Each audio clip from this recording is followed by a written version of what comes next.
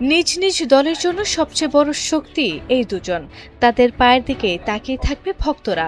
বিশ্বকাপের শেষ ১৬তে আজ মঙ্গলবার ৭ জুলাই বাংলাদেশ সময় রাত ১০টায় যুক্তরাষ্ট্রের আটলান্টায় মুখোমুখি হবে আর্জেন্টিনা ও মিশর।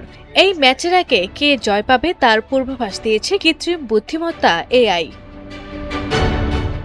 ম্যাচকে সামনে রেখে দুই দলের সাম্প্রতিক পারফরম্যান্স, খেলোয়াড়দের ফর্ম, অতীতের রেকর্ড, আক্রমণ ও রক্ষণভাগের কার্যকারিতা বিশ্লেষণ করে এই পূর্বাভাস দিয়েছে এআই।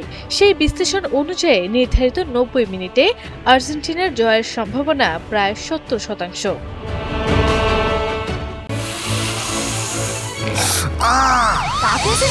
সেনসিটিভিটি আমার নাই, আছে হোয়াইট প্লাস প্রো সেনসিটিভ।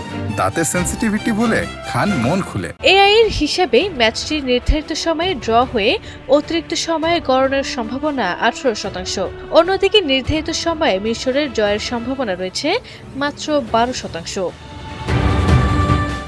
সম্ভাব্য ফলাফল হিসেবে সবচেয়ে বেশি সম্ভাবনা দেখানো হয়েছে আর্জেন্টিনার ২-১ গোলে জয়। বিশ্লেষণে বলা হয়েছে, বলের দখল, পাসিং এবং আক্রমণ গড়ে তোলার ক্ষেত্রে পুরো ম্যাচ জুড়ে আধিপত্য দেখাতে পারে লিওনেল স্কালোনির দল।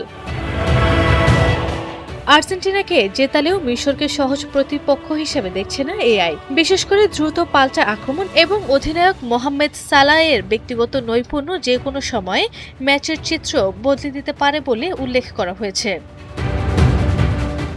এখনো পর্যন্ত মাত্র একবার মুখোমুখি হয়েছে এই দুই দল। ২০০৮ সালে অনুষ্ঠিত সেই প্রীতি ম্যাচে ২-১ গোলে জয় পেয়েছিল আর্জেন্টিনা। আরভি ইসলাম হিমু, এনটিভি অনলাইন।